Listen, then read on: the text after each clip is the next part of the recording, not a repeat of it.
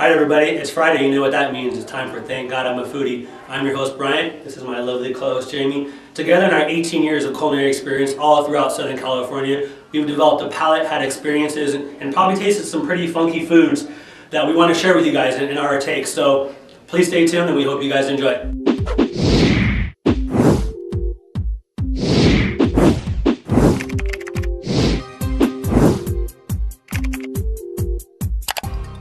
Alright everyone, on today's episode of Thank God I'm a Foodie, we're going to talk to Romeo Garcia. He's the owner and proprietor of Romeo's Chocolates in Long Beach. Today we're going to talk about fine chocolate. Kind of his background is how he changed professions. We're also going to talk about his belief in the sustainability and the future of chocolates and how that is important to him. And also we're going to talk about how it's important to be part of the community that his shop is in.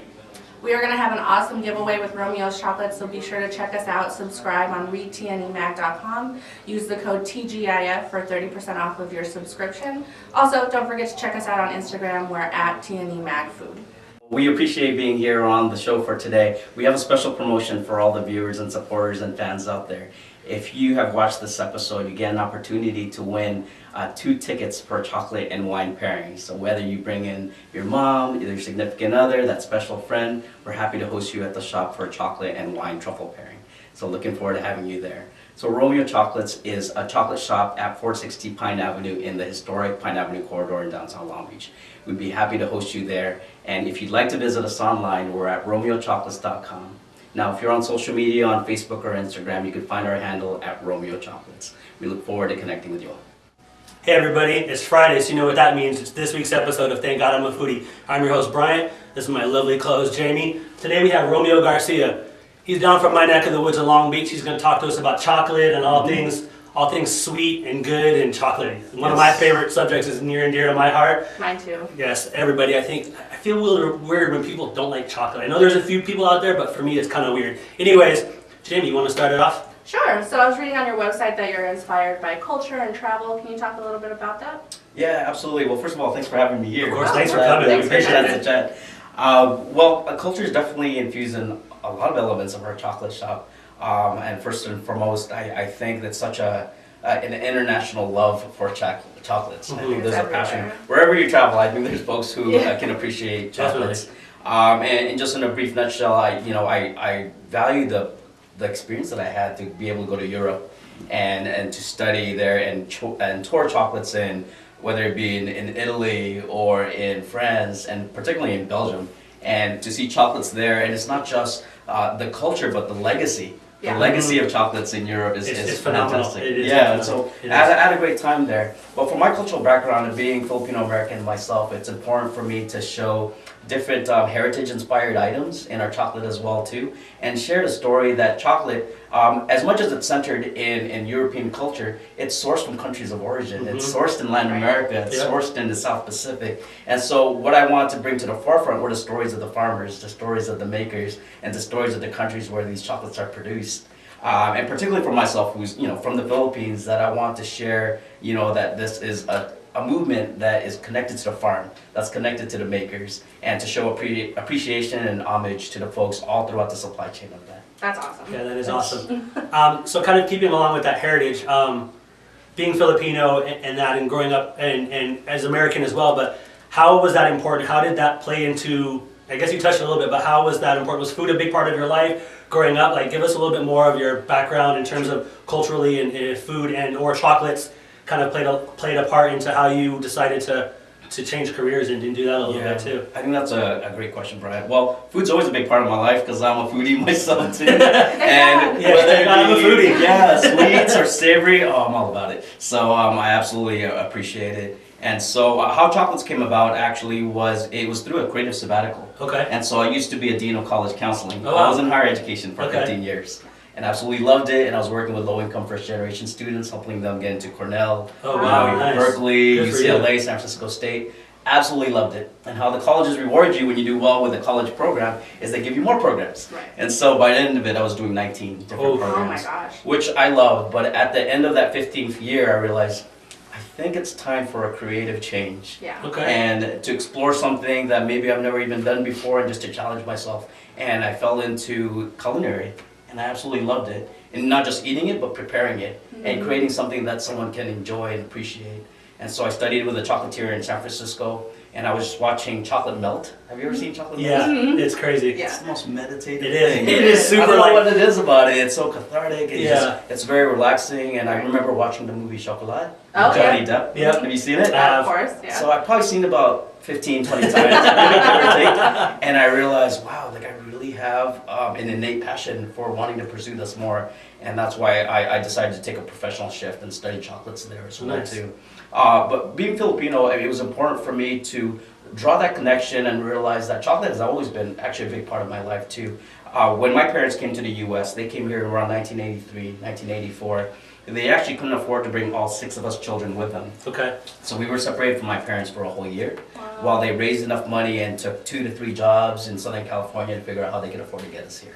But what's fantastic about my parents is they never let us feel like they forgot about us. Aw. And That's so every single month they would send what's called a buy-in box, and it's a gift box. Mhm. It's about 80 pounds of Oh my like different things. My family, my wife's Filipino, so Yeah, I know all about right. sending Yeah, boxes back to the Philippines So and all they that stuff send too. like new clothes and like treats. And one of the treats that I remember being in those gift boxes, it was always chocolate. Nice. And so I remember that experience and how fantastic it was to try these American chocolates in the Philippines, and I was absolutely in love. So for me, the chocolate connection is a connection to that kind of reverence that I have for my parents, for them to be able to think about us and raise enough money to bring us over here to the U.S. and start life anew.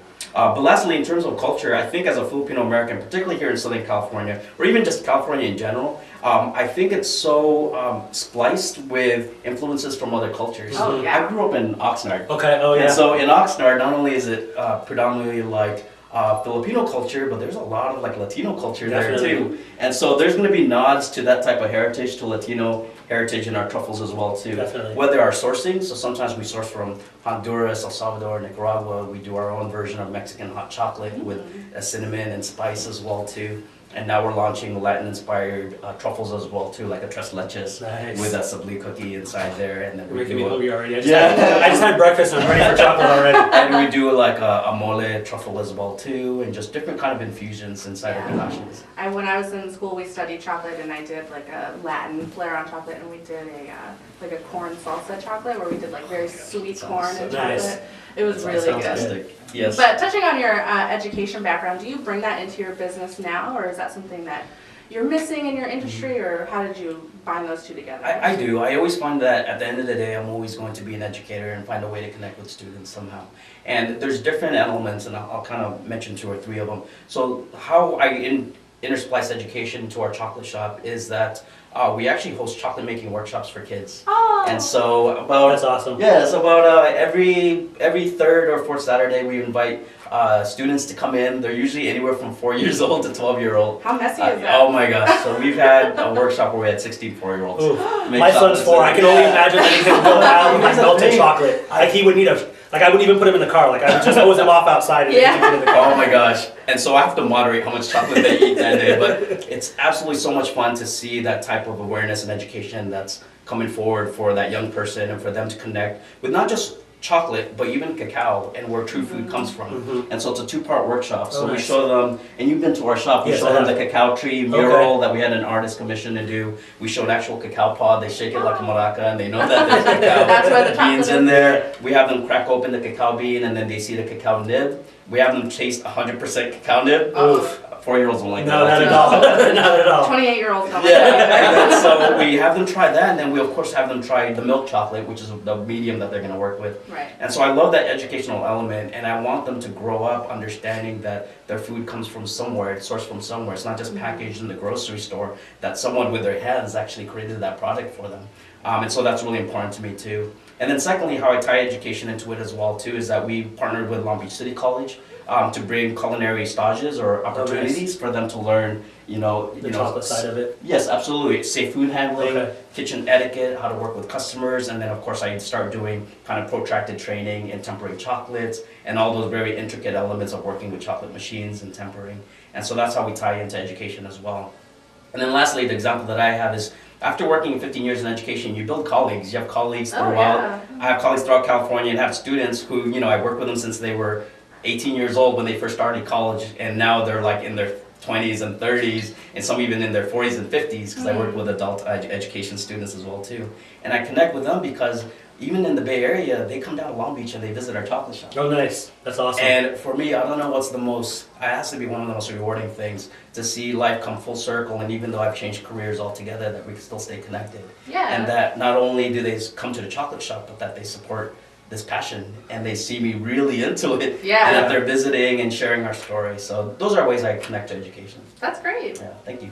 Awesome. So I know as a fellow Long Beacher, and I've seen you around in some of the the art walk in East Village. I remember I think that was the first time I ever heard about your name, and we tried it, and I was like, oh my gosh, this is phenomenal chocolate.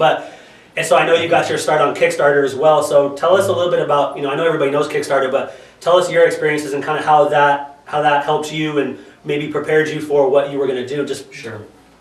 I think what helped me a lot is that our shop actually opened about 7.5, 8 months ago, right? Yeah. But throughout, you saw me at pop-ups in Definitely. Long Beach, and we were doing pop-ups for 4 years. Wow. And the reason why we did that is, one is I wanted to incubate the concept. I wanted to really understand the industry. I wanted to understand our customer. And Long Beach is interesting because you have pockets, you have different neighborhoods. I wanted to understand the micro neighborhoods too. Right. And I wanted to see what was the awareness and understanding of bringing in essentially craft or fine chocolate into Long Beach. And so, I mean, growing up, I grew up with, until this day, I still love Kit Kat and stickers and things like that. And to bring in appreciation and to bring in an art form of actually hand molding truffles and piping in your ganaches and painting, with edible cocoa butters.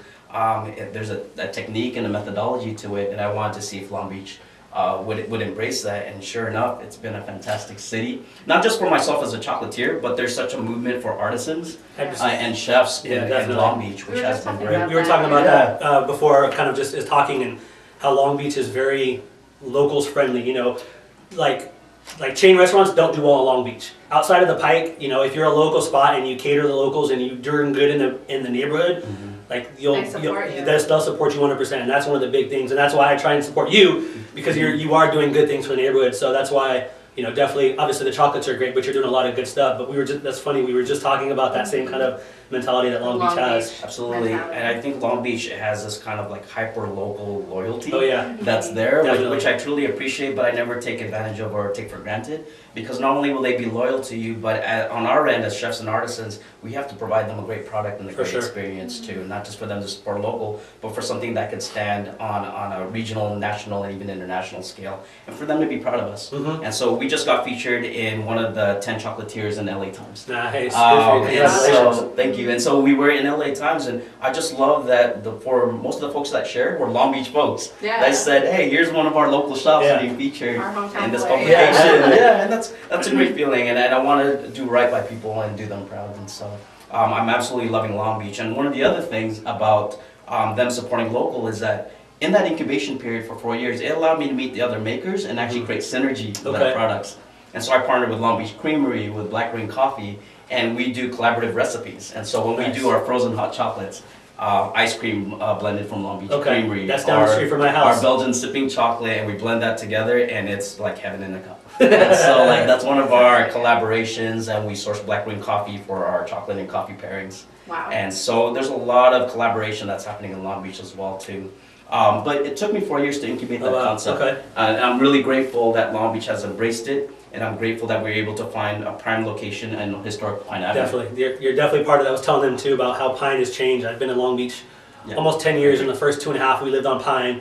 And it just to see the change and like you coming and Hamburger Mary's moving and just that change and Bobo's coming in, that change on Pine Avenue has been phenomenal to watch, and it's helped Long Beach, I think, grow in general. So I'm definitely excited to have you down there as part of one of the local Long Beach crew. So I'm in agreement. And that certain segment of Pine Avenue, which is about the 4th, 5th, and the 6th block, it's being dubbed Decadent Row. Yeah. The reason being is the Pie Bar is there. Yeah. We moved in, a creperie had moved in, and also a bakery had moved in. So for all your occasional or daily indulgences, it's right there. Occasional.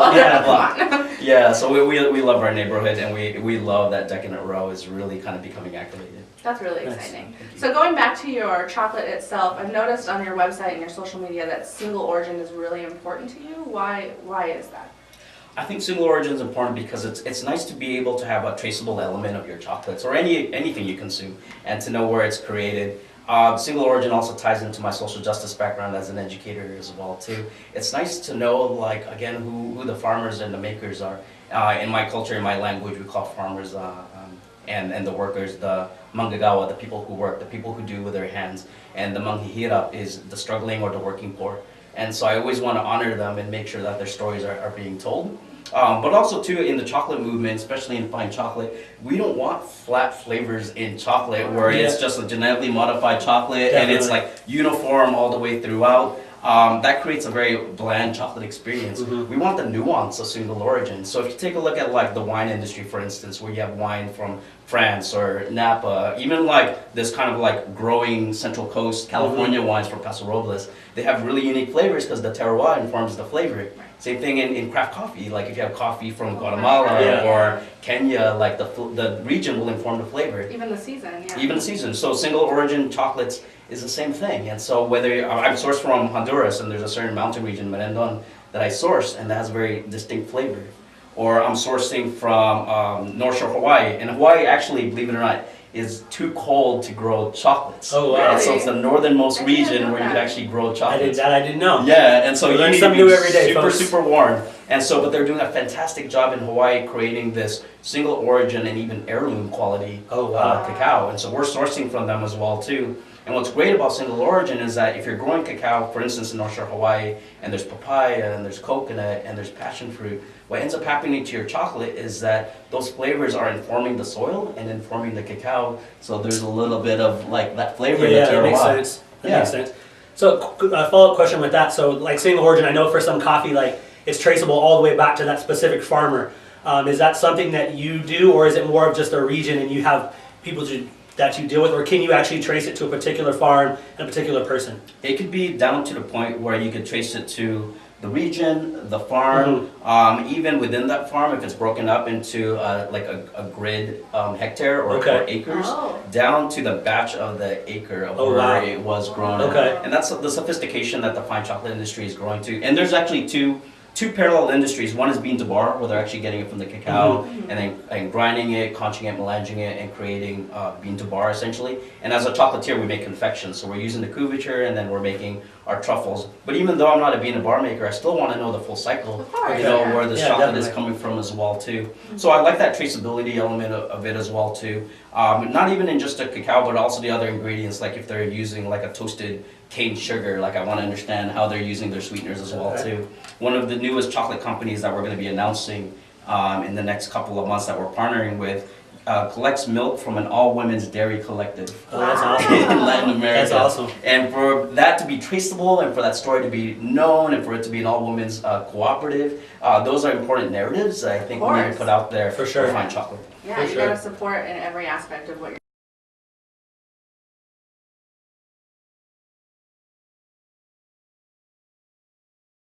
the way to do it.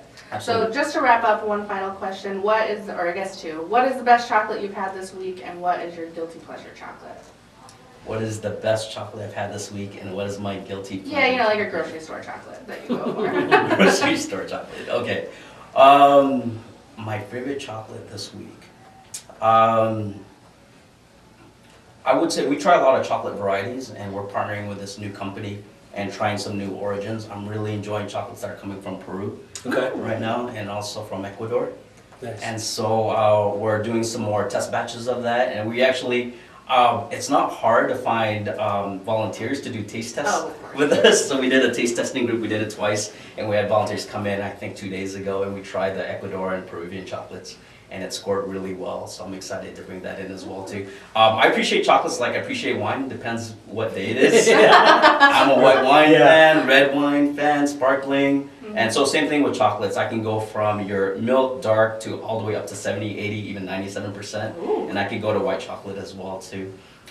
So the whole gamut, I absolutely love it. My guilty pleasure chocolate, only because it reminds me of my parents and them gifting it, is I will never turn down a Kit Kat. Yes. That's not a bad one at all. That's not a bad one at all. It's Snickers when I was a kid. I mean, it was the first one I picked out of my Halloween candy. And so those are usually my go-tos. And I think too, like as a chocolatier, I never want to let folks, I never want to give people the impression that there's a hierarchy in in flavor and appreciation, your palate's your palate. Right. Yeah. You decide what you're gonna enjoy, and so I don't want to create an elitism through fine chocolate. I want people to discover their own palate and their own appreciation as well too. If you're liking Kit Kat and Snickers, great for you. You gotta enjoy that. I like Kit Kat too. And so my main thing is to show the variety, the wide array that the chocolate industry has, and for folks to just appreciate it. At the end of the day, chocolate should give you the sense of bliss. It should give you a sense of nostalgia when someone gifted you some amazing For chocolates. sure. And it should just give you this overwhelming feeling of joy.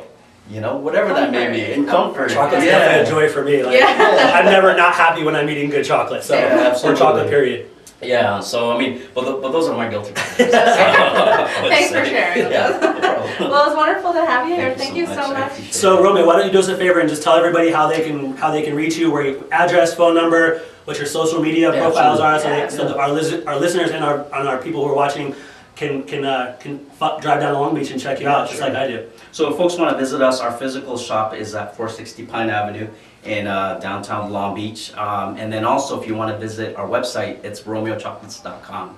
And if you're social media savvy on Facebook and Instagram, our handle is at Romeo Chocolates. This is going to sound a little repetitive. If you want to email me, it's romeo at romeochocolates.com. He makes it easy, folks. It's all Romeo's chocolate. And you have a chocolate craving, shoot me an email. I'll take care of it. I'll take care of I'm you. going to take that off. Yeah, sounds good. But we're accessible on social media and also our website. And you know, to this day, I absolutely love supporting other restaurants and other hotels. So we do a lot of pop-ups as well too. So if you follow us on social media, you know where we'll pop up next. I do have one more question for you though. What what kind of special things do you have coming up? Do you have anything? Did you do anything for Mother's Day or for Easter or anything like that? What kind of special Absolutely. things are you doing up that you might give us a little sneak preview for? Sure. For young people, we're going to do workshops again, chocolate making workshops for kids, Easter inspired, with eggs and different bunnies that they're going to decorate themselves. What's the age as well, range for too. that? It's been 4 to about 12 Okay. is usually the age range. The moms, dad, and the titas also ask, well, if they're going to do a workshop, can we have Can I a do workshop it? as well? Well, can we have a glass of wine while Yeah. we're doing workshops as well? So we always have chocolate making workshops for kids, but we also have do chocolate and truffle pairings. Oh, nice. Anytime. So if anyone wants to come in, and so our shop actually has a beer wine license as well too. Wow. So we do our own in-house chocolate and truffle pairings as well, and that's any time throughout the spring season as well too. We will be popping up in my hometown Oxnard at Straight Cellars. Nice. So on April 27th, we're going to be doing kind of a Mother's Day inspired chocolate and wine pairing in Very my cool. hometown as well Great. too. And then there's just 3 different events throughout that folks will see us popping up. Awesome. Awesome. Well, I appreciate it again, Romeo. Thanks for coming by. Everybody, don't forget, you can check out the magazine. We actually have 2 websites now. You can go to www.retnemag.com or www.tnemagazine.com. Don't forget to sign up with our promo code TGIF and you save 30%.